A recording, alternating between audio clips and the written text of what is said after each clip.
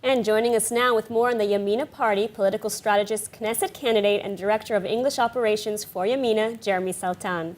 Now, Jeremy, Prime Minister Netanyahu is very confident that he can form a 61-seat coalition with or without Yamina, although he also adds that he's confident Yamina will join, and without Lapid and without a rotation deal. Let's take a look. בנט יהיה לו מקום מכובד בממשלה הזאת, אבל הוא אומר שאם הוא יקבל יותר קולות, הוא מתכוון לעשות ממשלת רוטציה עם לפיד. עכשיו הוא מכחיש את זה. אז אמרתי לו, תגיד דבר פשוט. הוא לא מכחיש את זה. אמרתי לו, תגיד דבר פשוט. תגיד לי בבקשה שאתה מדבר על ממשלה בלי לפיד בשום תפקיד בממשלה ובלי רוטציה. והוא מסרב לתת, הוא נותן כל מיני התחמקויות. למה הוא מסרב? So Jeremy, how does Yamina respond to these allegations? Well, there's more holes in there than Swiss cheese. All right, how many times did he contradict himself in just 3 sentences? Look, it's very simple. It's Benjamin Netanyahu, not Naftali Bennett, who has the Labor Party, with Amir Peretz right now in the government. He's the one who has Benny Gantz right now as his defense minister and Gabi Ashkenazi as his foreign minister. Of course, he's the one who gave Nissim Korn the justice ministry. So it's quite rich when I hear from him that he's going to have a full right-wing government. By the way, Smotrich is still in the opposition. Why did he never just appoint him as a minister at some point for promising to back him for the, only Bibi bloc? Look, the reality is Bibi cannot form a coalition. If he would have been able to, we wouldn't have had 4 elections on the subject. What it comes down to is the left can't do it.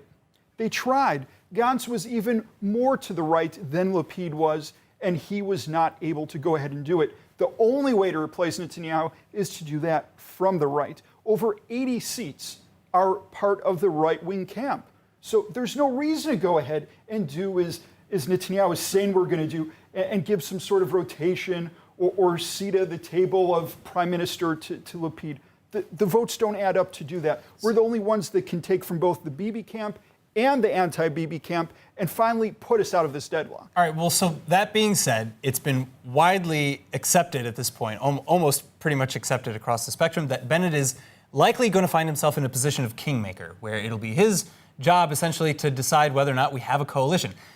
Would he sooner let us fall to 5th elections than sit in a coalition with Netanyahu?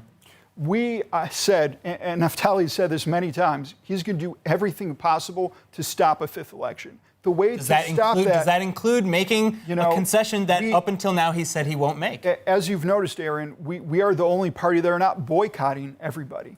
Okay, we're also the only party that's not being boycotted by anyone else. That means, you keep your options open. You said you wouldn't sit under Netanyahu or under Lapid. Listen, what Bennett has said, and it's very clear, is that he's running for prime minister. What you want to do is get into the hypotheticals and the scenarios of what if and so on. And again, Bennett's been very clear. He said he's going to do everything within his power to prevent a 5th election.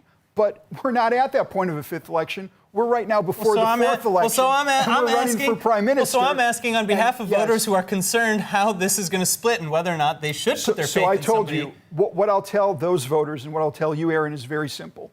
If you do what you did in previous elections and back parties that are boycotting everybody else, that will send us to a 5th election. The only way to be able to go ahead and avoid a 5th election is to try something else, for heaven's sake. And that is Naftali Bennett, who again is not being boycotted by either side and has the ability to form a coalition by reaching across both benches to go ahead and do so. That's why Netanyahu is so scared. Why is Netanyahu spending all of his time and all of his fire going at us? Right now, we're 3rd place in the poll. Lapid is at 2nd place. The reason Netanyahu is directing his fire at us is because he understands the only one with a chance to replace him is Naftali Bennett. You're also arguably dividing the right-wing vote. Actually, but Netanyahu actually did say today that Lapid was his main opponent and not Naftali Bennett.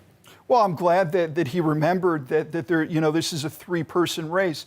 In the beginning of this campaign, he wouldn't even say Naftali Bennett's name. He was sort of pretending that we didn't exist. Now that we're consistently in every single poll in 3rd place, with Gidon Sar, of course, just sailing all the way down towards the threshold, so he understands that he has to go ahead and address us. So, look, what I see is an ability for Bennett to form a coalition. Lapid doesn't have the votes. We're not going to sit under Lapid. And Bibi doesn't have the votes. We have 4 elections to prove that fact.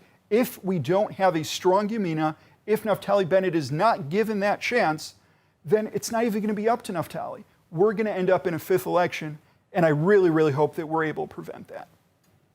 All right, Jeremy, well, thank you so much for taking the time to speak with us today. Thank you, guys.